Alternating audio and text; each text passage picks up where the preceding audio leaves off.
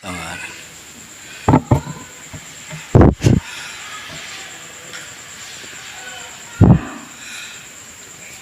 Bismillah. Assalamualaikum warahmatullahi wabarakatuh.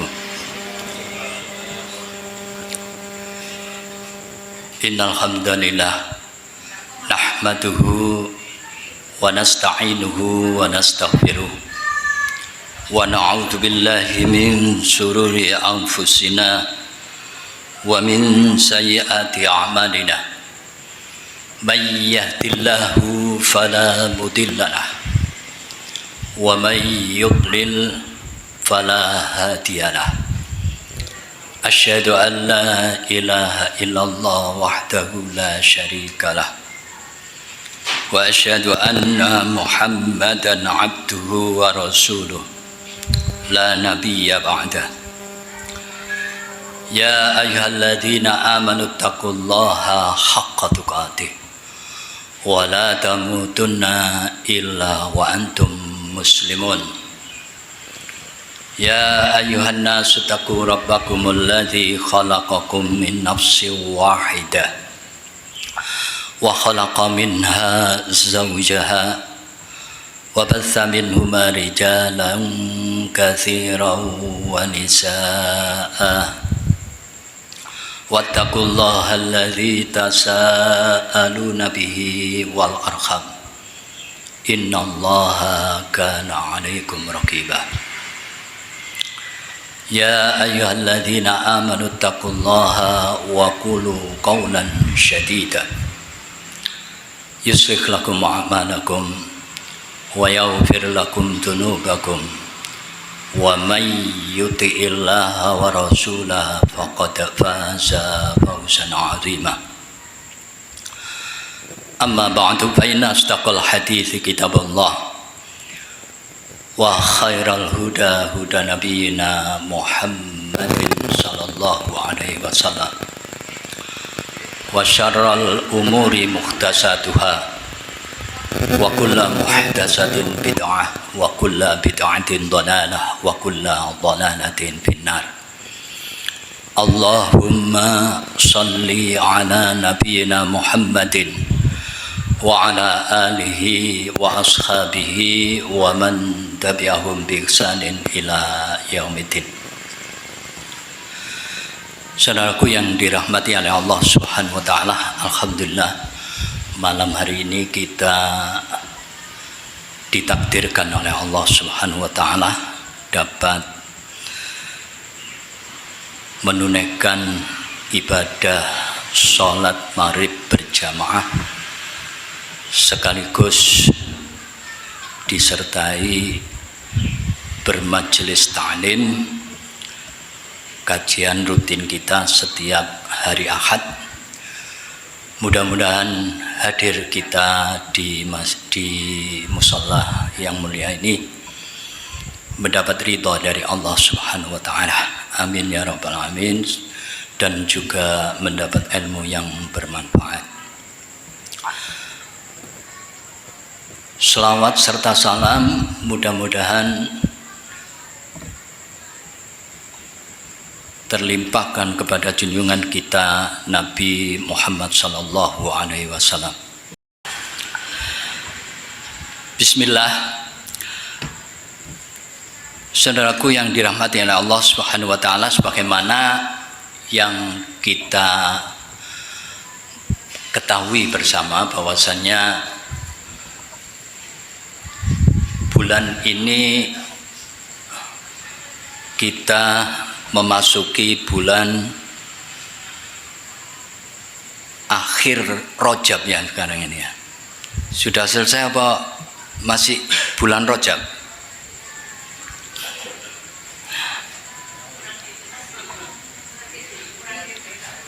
Ya,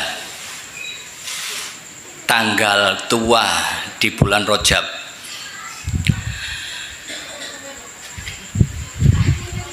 Sebagaimana sering disampaikan oleh para penceramah yang berkaitan dengan masalah bulan Rajab, kita insya Allah yang berkaitan dengan masalah bulan Rajab kita faham. Cuman di sini saya mengambil satu fatwa seorang ulama besar, yaitu Ibnu Rajab rahimahullah. Ibnu Rajab mengatakan bulan Rajab itu adalah bulan zar'un, maknanya bulan menanam. Setelah Rajab kita akan memasuki sebentar lagi bulan Sya'ban. Katanya Syekh Ibnu Rajab, bulan Sya'ban itu bulan mengairi. Jadi bulan Rajab itu menanam, bulan Sya'ban mengairi, banyoni istilahnya. Kemudian kita akan kedatangan bulan yang ratunya bulan. Jadi kalau ratunya hari, rajanya hari Jumat. Kalau ratunya bulan, rajanya bulan adalah bulan Ramadan. Jadi kita akan memasuki bulan Ramadan. Kata Syekh Ibnu Rajab, bulan Ramadan itulah bulan memanen. Jadi 3 bulan. Minimal orang yang menanam tanaman itu umurnya 3 bulan panen. Minimal. Jadi di bulan Rajab kita menanam, bulan Sya'ban kita mengairi, bulan Ramadan kita panen. Apa maknanya dibalik perkataan Syekh Ibnu Rajab mengkiaskan bulan Rajab itu bulan menanam, bulan Sya'ban itu bulan mengairi, bulan Ramadan bulan panen. Bulan Rajab dikatakan bulan Az-Zar'u, itu bulan menanam, karena di bulan Rajab itu kita sama-sama maklumi bahwasanya ada 4 bulan yang dimuliakan oleh Allah Subhanahu wa taala. Disebutkan dalam surat At-Taubah ayat 36. Inna iddatas syuhuri isna asyarah. Sesungguhnya bulan itu ada 12 bulan.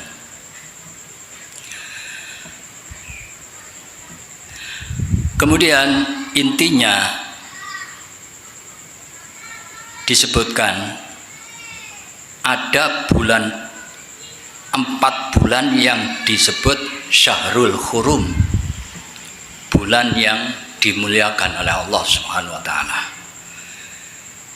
yaitu bulan Rajab. Kemudian yang ketiga itu berurutan bulan Dzulqa'dah, Dzulhijjah, Muharram, kemudian bulan Rajab.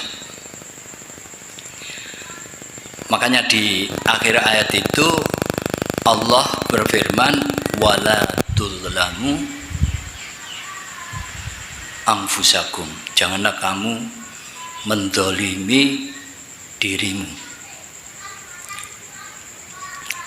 Artinya di bulan yang dimuliakan oleh Allah Subhanahu wa taala itu, apabila kita memperbanyak amalan-amalan kebaikan, maka pahalanya tidak seperti bulan-bulan yang lain. Pahalanya akan dilipat gandakan. Sebaliknya, yang diwanti-wanti oleh Allah Subhanahu wa taala, janganlah di bulan itu kamu berbuat zalim. Berbuat zalim terhadap dirinya sendiri, berbuat zalim terhadap orang lain. Itu dosanya juga dilipat gandakan. Melakukan amalan kebaikan, pahalanya dilipat gandakan. Sebaliknya, melakukan kemaksiatan, dosanya juga dilipat gandakan. Oleh karenanya, di bulan Rajab ini dikatakan Syekh Ibnu Rajab bulan menanam, maka artinya kita upayakan, kita usahakan di bulan Rajab ini memperbanyak amalan-amalan kebaikan. Itu dikiaskan menanam amalan-amalan kebaikan. Apa saja amalan-amalan kebaikan yang harus kita atau biasa atau yang menjadi wazifah, yang menjadi rutinitas? Ya, selain amalan wajib, yaitu sholat 5 waktu, itu suatu keharusan. Selebihnya itulah kita tingkatkan di bulan Rajab ini. Misalnya kita punya wazifah, amalan yang kita bisa rutin. Puasa misalnya, puasa Senin Kemis, puasa setiap bulan 3 kali, atau Yaumul Bid tanggal 13, 14, 15. Itu kita tingkatkan puasa. Artinya jangan sampai kita tidak melakukan. Kalau kita sudah menjadi rutinitas kita bisa istiqomah, maka kita jaga betul itu.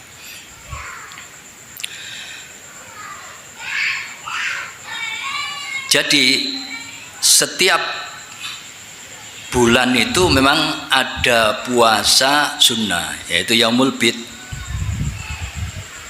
Yaumul Bid.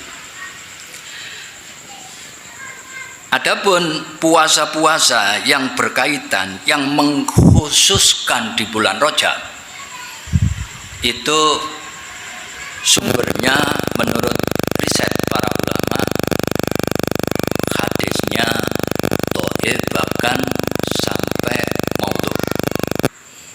Itu bisa dicek di kitab Dzurratun Nasikhin, kitab kuning. Kitab Dzurratun Nasikhin itu memuat hadis-hadis palsu, hadis-hadis maudhu. Nah, di sana disebutkan antara lain, barang siapa melakukan puasa 1 hari di bulan Rajab, wah itu pahalanya sama dengan entah 1 tahun kalau nggak salah. Saya pernah baca, saya punya kitabnya. Jadi antara amalan sedikit tapi pahalanya nggak masuk akal dari arah saya. Ya itu salah satu ciri khas hadis itu dipertanyakan rawinya, dipertanyakan kedudukannya. Sampai dulu itu saya waktu jadi orang tradisional itu, kalau bulan Rajab itu saya puasa sampai tanggal 27 Rajab. Kemudian 27 Rajab itu rutin. Kalau nggak bisa 27 Rajab, 3 hari 2 hari, 1 hari pokoknya gitu. Nah, jadi saya ulangi, yang mengkhususkan puasa di bulan Rajab atau sholat raghaib ya di bulan Rajab itu adalah hadisnya palsu, hadisnya maudhu. Silakan di cross check di kitab Dzurratun Nasihin. Lantas bagaimana mensikapi sebagaimana yang dikatakan Syekh Ibnu Rajab bahwasanya bulan Rajab itu bulan menanam? Artinya kita memperbanyak amalan-amalan sunnah di bulan Rajab. Artinya yaitu tinggal kita tingkatkan. Di bulan Rajab itu kita tingkatkan amalan-amalan kebaikan. Yang punya wazifah puasa, ya kita puasa. Yang punya wazifah membaca Quran, ya kita usahakan di bulan Rajab itu kita bisa khatam Al-Quran itu. Ya, itu. Yang biasa sholat qiyamul lail kita rutinkan di bulan Rajab. Jangan sampai di bulan Rajab itu kita bermalas-malasan, karena menentukan bulan Rajab ini menentukan seseorang akan panen pahala di bulan Ramadan. Jadi sekali lagi di bulan Rajab jangan anggap, jangan lewat, jangan kita lewatkan. Mungkin di antara kita lewat begitu saja, hari-hari biasa, seperti hari-hari biasa. Nah, jangan. Jadi di bulan Rajab ini betul-betul harus kita kondisikan, kondisikan waktu kita kondisikan ibadah kita agar bisa maksimal di bulan Rajab ini. Kemudian kita akan bertemu dengan bulan Sya'ban. Bulan Sya'ban itu adalah bulan diangkatnya amalan manusia ke langit. Jadi dilaporkan kepada Allah Subhanahu wa taala di bulan Sya'ban. Makanya ketika kita kedatangan di bulan Sya'ban ini, kita dalam keadaan puasa, maka ketika dilaporkan akan menambah nilai penilaian pahala yang bagus. Sebagaimana yang disaksikan oleh Ibunda Aisyah. Ibunda Aisyah menyaksikan bahwasanya Rasulullah Shallallahu Alaihi Wasallam itu tidak pernah melakukan puasa sampai hampir sebulan penuh kecuali di bulan Sya'ban. Justru di bulan Sya'ban ini Rasulullah banyak melakukan ibadah puasa. Makanya di sana Rasulullah bersabda yang artinya bulan Sya'ban itu banyak bulan Sya'ban itu banyak manusia yang laleh. Artinya tidak menghiraukan bahwasanya di bulan Sya'ban itu diangkat amal kita, dilaporkan kepada Allah Subhanahu wa taala. Kemudian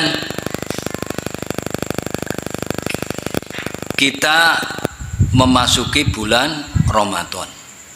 Sebagaimana yang dikatakan oleh Syekh Ibnu Rajab, bulan Ramadan itu adalah bulan memanen. Jadi bulan Ramadan itu kalau kita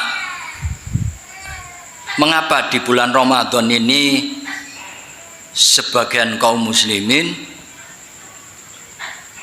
banyak yang futur? Sebagian kaum muslimin banyak yang futur, artinya banyak yang malas di bulan Ramadan ini. Sadurunge wis cita-cita aku sok lek tekan bulan Ramadan bakal ngatamno Al-Qur'an 2 kali. Cita-citae ngono wis. Gletek Ramadan teko dilewatkan begitu saja. Ini sebagian di antara kita seperti itu. Jadi Ramadan bermalas-malasan. Bahkan malah sing dikejar itu kebutuhan nanti untuk hari raya. Akhirnya ibadah-ibadah terlewatkan. Apa sebabnya? Padahal kita sudah tahu, hadisnya sudah tahu kita, bahwasanya di bulan Ramadan itu pintu surga dibuka, pintu neraka ditutup, setan-setan dibelenggu. Ya bisa. Tapi kena apa di bulan Ramadan itu banyak yang malas? Nah, jawabannya ada di bulan Rajab.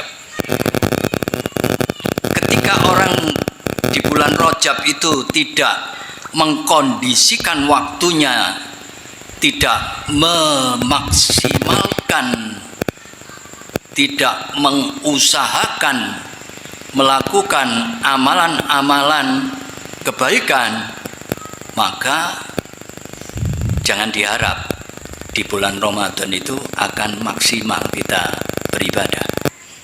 Jadi bulan Rajab ini menentukan, kata Syekh Ibnu Rajab, menentukan kita akan panen di bulan Ramadan. Jadi kalau kita sudah maksimal di bulan Rajab ini, puasa kita maksimal, kemudian kita membaca Quran maksimal, syukur-syukur di bulan Rajab ini bisa khatam. Nanti di bulan Ramadan ini enteng nih, soalnya sudah terlatih. Di bulan Ramadan ini sudah terlatih. Nah, jadi itu maksud daripada fatwa seorang ulama, Syekh Ibnu Rajab. Artinya mengingatkan kita jangan sampai kita melewatkan bulan yang dimuliakan oleh Allah Subhanahu wa taala ini, yaitu di bulan Rajab. Saudaraku yang dirahmati oleh Allah Subhanahu wa taala, itu sebagai muqaddimah yang perlu saya sampaikan. Adapun malam hari ini saya mencoba untuk menyampaikan satu materi yang judulnya 20 tanda dari tanda-tanda kecintaan Allah Subhanahu wa ta'ala terhadap hambanya. Jadi ada 20 tanda Allah itu cinta terhadap hamba itu. Ya, di sini akan semampunya saya sampaikan. Mengapa ini kita bahas? Karena istilah para ulama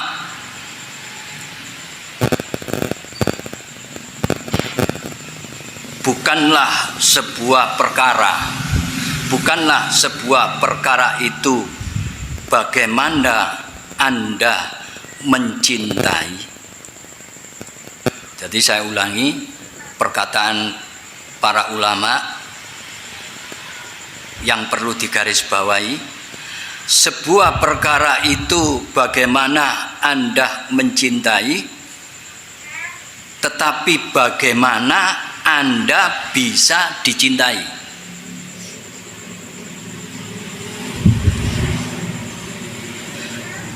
Artinya kalau kita mencintai itu sudah suatu pengakuan. Banyak orang yang mengatakan aku cinta kepada Rasulullah. Tapi pertanyaannya, apakah Rasulullah itu akan cinta kepada Anda? Ya, itu yang harus kita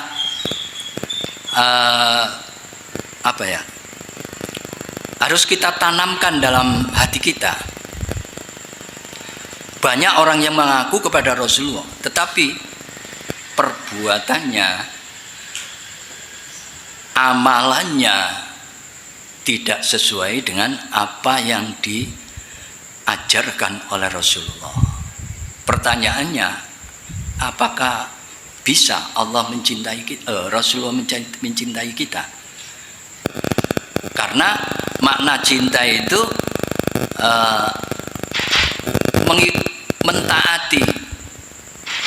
Intinya cinta itu mentaati yang dicintai.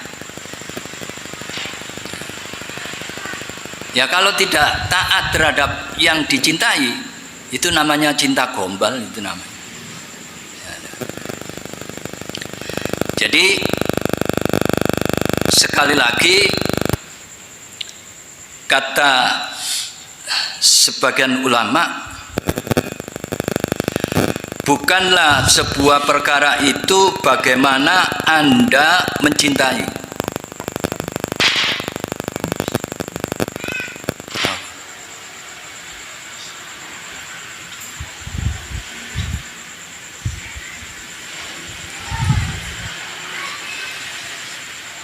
Bukanlah sebuah perkara itu bagaimana Anda mencintai, tetapi bagaimana Anda bisa dicintai. Mencintai belum tentu dicintai. Makanya orang Arab sering mengatakan,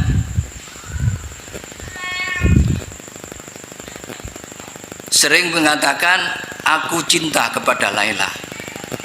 Tapi apakah Laila mencintai Anda? Nah, itu kan ada pepatah Arab yang mengatakan begitu.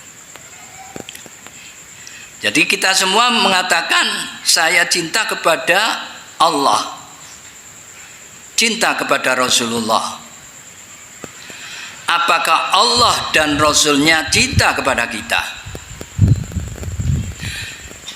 Dan yang paling penting bukan bagaimana caranya kita mengklaim kita cinta kepada Allah, tapi bagaimana kita meraih kecintaan Allah kepada kita itu. Itu yang paling penting. Jadi bagaimana Allah itu mencintai kita. Betapa banyak di antara kaum muslimin yang mengaku mencintai Rasul, contohnya, tapi mendatangkan dengan perkara-perkara yang tidak dicontohkan Rasul. Apakah kemudian Rasul cinta kepada kita? Ya, sebagaimana yang saya sampaikan tadi. Kalau seandainya Rasul hadir hari ini, tentu apa yang dilakukan oleh orang-orang itu Rasul tidak akan menyukai perbuatan yang tidak diperintah oleh Rasulullah Shallallahu Alaihi Wasallam.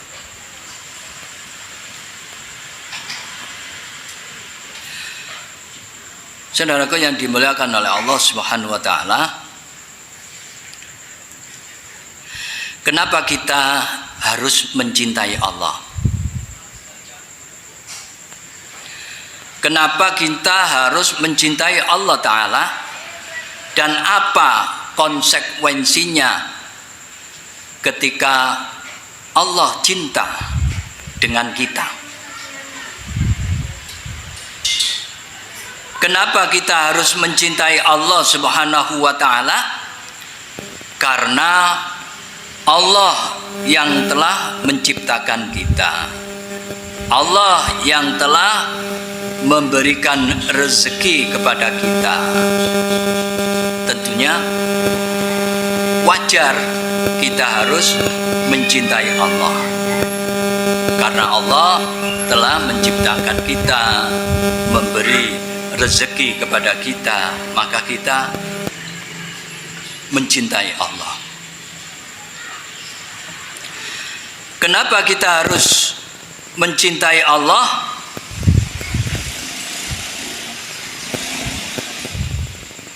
Karena Allah Subhanahu wa Ta'ala menciptakan kita tidak dibiarkan begitu saja, tetapi diutus kepada kita seorang nabi dan rasul yang menyelamatkan kita di dunia sampai di akhirat. Jadi kenapa kita mencintai Allah? Karena Allah menciptakan kita itu, kita tidak dibiarkan, tidak dididik, tidak dibimbing.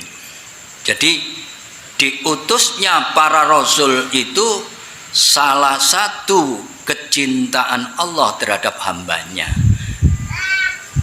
salah satu rahmat Allah kepada hambanya. Jadi diutusnya seorang rasul, maka kita akan selamat di dunia dan selamat di akhirat.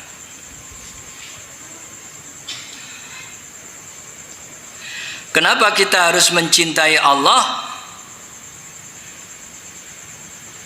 Karena Allah Subhanahu wa Ta'ala jadikan kita umat terbaik. Kita dijadikan umat terbaik.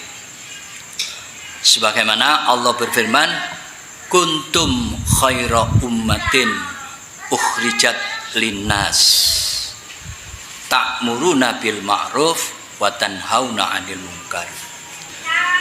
Kuntum khaira ummah, kamulah sebaik-baik umat.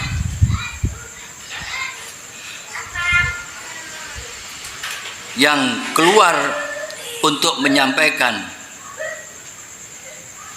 amal ma'ruf nahi mungkar, menyampaikan kebaikan dan mencegah kemungkaran. Kenapa kita harus mencintai Allah?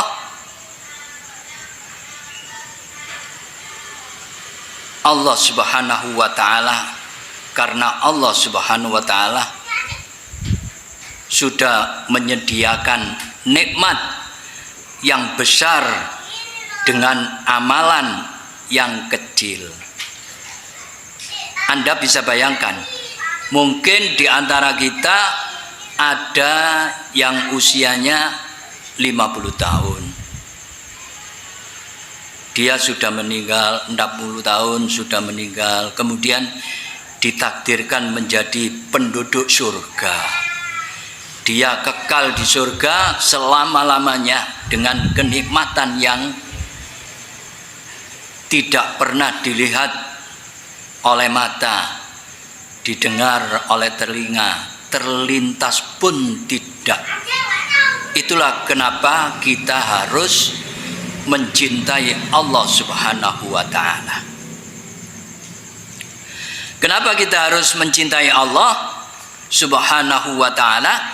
Karena setiap malam, sepertiga malam akhir, Allah itu turun kemudian mengatakan kepada kita semuanya, kepada semua hambanya, siapa yang berdoa akan aku kabulkan, siapa yang minta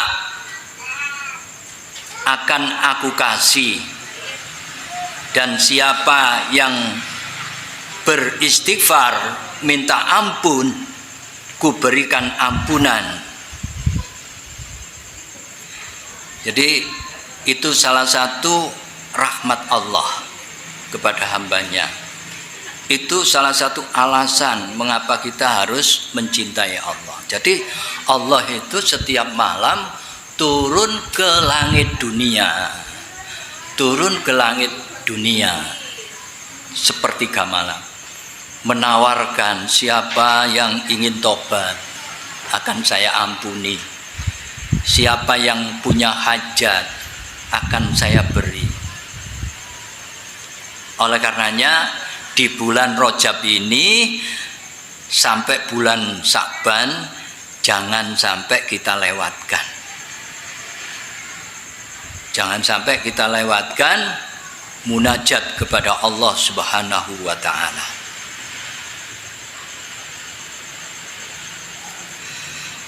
Kemudian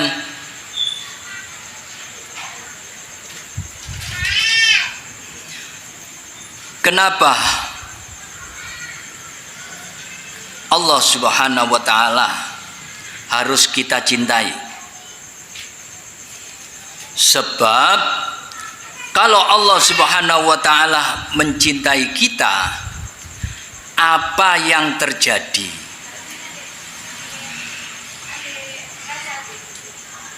Malaikat Jibril akan dipanggil oleh Allah.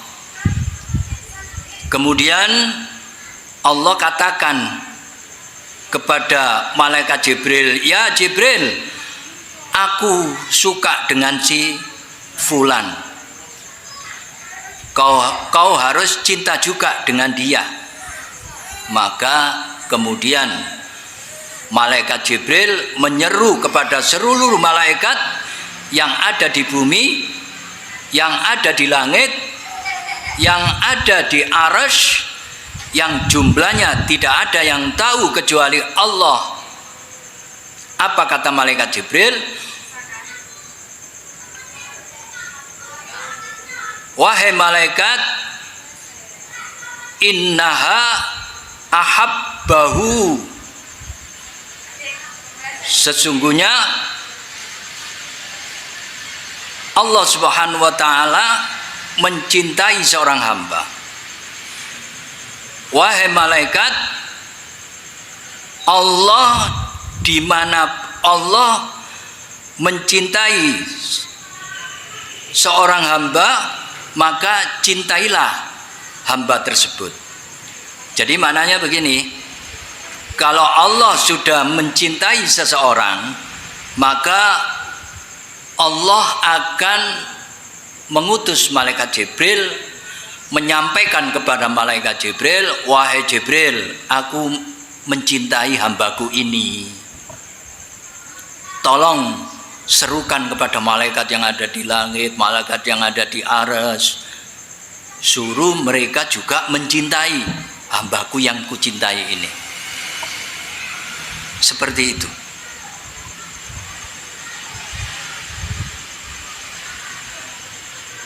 Terus malaikat mencintai orang ini, kemudian Allah Subhanahu wa taala menanamkan kecintaannya kepada seluruh makhluk yang ada di bumi ini kepada Dia. Jadi lalu Allah menanamkan rasa cinta kepada seluruh makhluk yang ada di bumi ini. Menanamkan cinta kepada seseorang yang dicintai oleh Allah itu. Itu salah satu manfaat kita dicintai oleh Allah. Akan dicintai para malaikat, akan dicintai makhluk yang ada di bumi ini.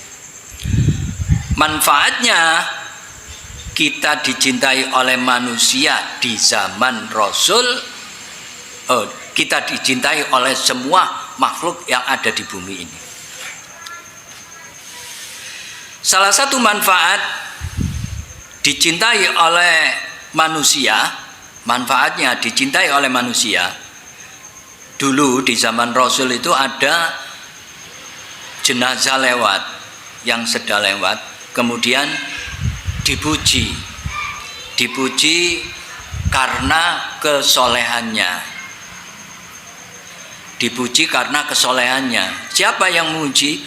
Ya orang-orang yang ngelayat itu sama memujinya dengan jenazah tersebut.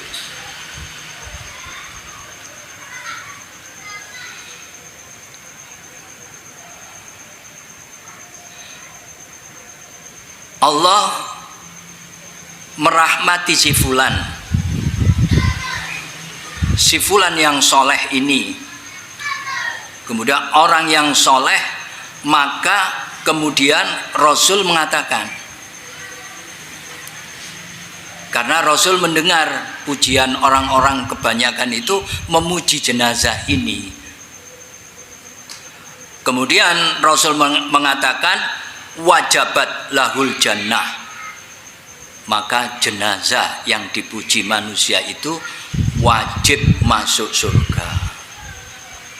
Ini salah satu faedah ketika seseorang itu dipuji oleh banyak manusia. Kemudian apa faedahnya malaikat mencintai kita? Malaikat mencintai kita. Yang mencatat amalan kita itu malaikat. Ini salah satu faedah. Yang mencatat amalan itu malaikat. Yang mengangkat amalan kita ke langit di bulan Sya'ban itu malaikat sampai ke arsy Allah. Juga malaikat yang mencabut nyawa kita, malaikat yang mencabut nyawa kita. Malaikat, bayangkan kalau malaikat itu cinta kepada kita, apa yang terjadi? Tentu Allah Subhanahu wa taala akan memberikan taufik kepada kita karena kecintaan malaikat itu. Jadi dapat kita bayangkan, malaikat itu semua mencintai kita karena kita tahu bahwasanya malaikat itu yang menghantarkan rezeki dari Allah kepada kita, yang mengangkat amalan kita ke langit.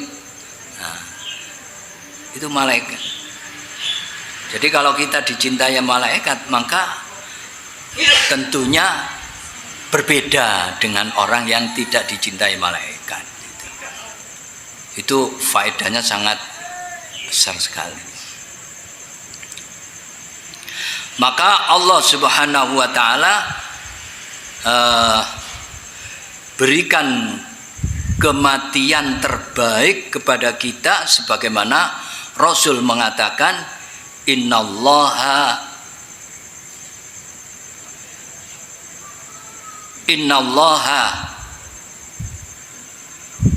kalau suka innallaha dengan seorang hamba, maka Allah Subhanahu wa taala akan suka kepada kita. Maksudnya gini.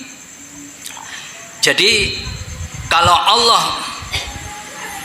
kalau kita dicintai oleh Allah Subhanahu wa taala, maka kita harus mencintai Rasulullah. Sebagaimana Allah berfirman, "Qul in kuntum tuhibbunallah fattabi'uni yuhibbukumullah." Qul, katakan Muhammad, in kuntum, jika kamu yuhibbunallah, mencintai Allah, fattabi'uni, maka ikutilah aku. Yuhibbukumullah, Allah akan mencintai kita. Nah, ini salah satu tanda. Kalau orang itu betul-betul mencintai Allah Subhanahu wa taala, maka tandanya dia taat kepada Rasulullah sallallahu alaihi wasallam. Qul in kuntum tuhibbunallah fattabi'uni yuhibbukumullah. Jika kamu mencintai Allah, fattabi'uni, maka ikutilah aku, kata Nabi dalam ayat itu. Yuhibbukumullah, kalian akan dicintai Allah Subhanahu wa taala.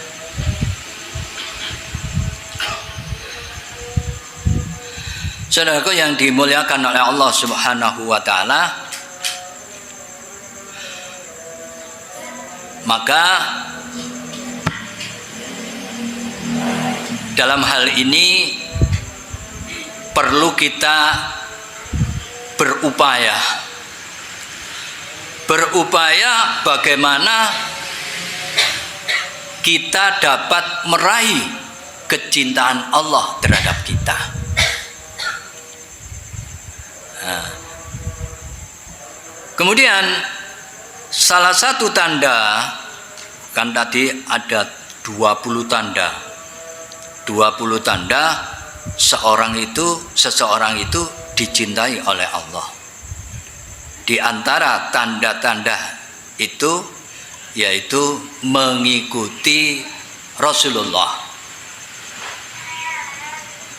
Sebagaimana yang sering disampaikan, bagaimana konsekuensi taat kepada Rasulullah Shallallahu Alaihi Wasallam? Ya, garis besarnya mengikuti apa yang telah diperintahkan oleh Rasul, mengikuti apa yang telah diamalkan oleh Rasul, dan mentaati apa yang telah diperintahkan oleh Rasulullah Shallallahu Alaihi Wasallam.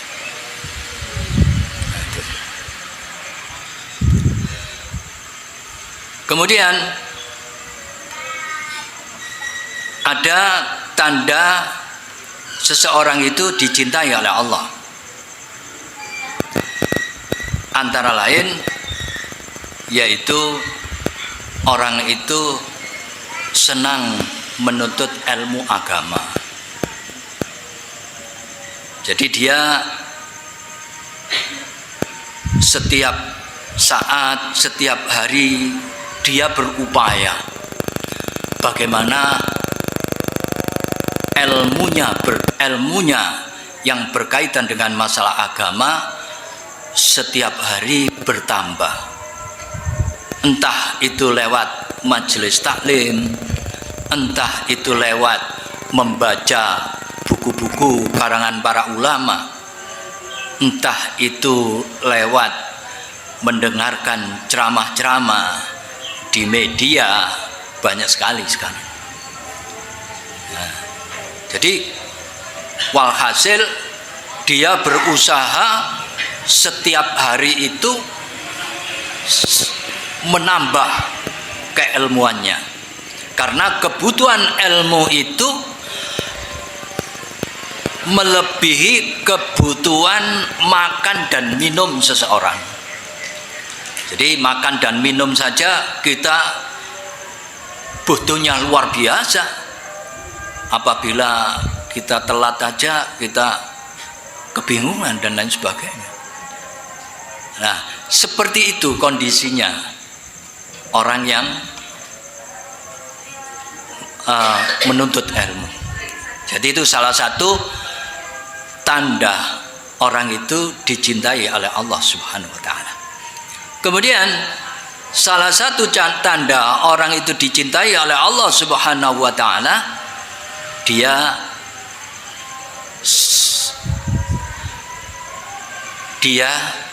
itu selama hidupnya manfaat untuk manusia yang lain. Sebagaimana Rasulullah bersabda, khairun nas anfa'uhum linnas. Sebaik-baik manusia itu manusia yang dapat memberikan manfaat kepada manusia yang lain. Ya, sering menolong orang, sering sedekah, walhasil hidupnya itu senantiasa memberikan manfaat kepada orang lain. Itu salah satu tanda seseorang itu dicintai oleh Allah Subhanahu wa ta'ala. Kemudian salah satu tanda orang itu dicintai oleh Allah Subhanahu wa ta'ala, dia senantiasa menjaga amalan-amalan yang wajib dan menjaga amalan-amalan, memperbanyak amalan-amalan sunnah. Mungkin itu ya yang dapat saya sampaikan. Walhasil inti daripada apa yang saya sampaikan itu, kita berusaha meraih kecintaan Allah Subhanahu wa ta'ala. Jangan sampai kita hanya mengucapkan mencintai kepada Allah, mencintai kepada Rasulullah, tetapi apa yang diucapkan tidak sesuai dengan apa yang diamalkan. Jangan sampai seperti itu. Jadi kita berupaya bagaimana Allah itu mencintai kita. Wallahu a'lam bishawab. Ini yang dapat saya sampaikan. Mudah-mudahan bermanfaat. Kita tutup dengan doa. Subhanakallahumma wa bihamdik, asyhadu an la ilaha illa anta, astaghfiruka wa atubu ilaik. Wal 'afwa minkum. Wassalamu alaikum warahmatullahi wabarakatuh.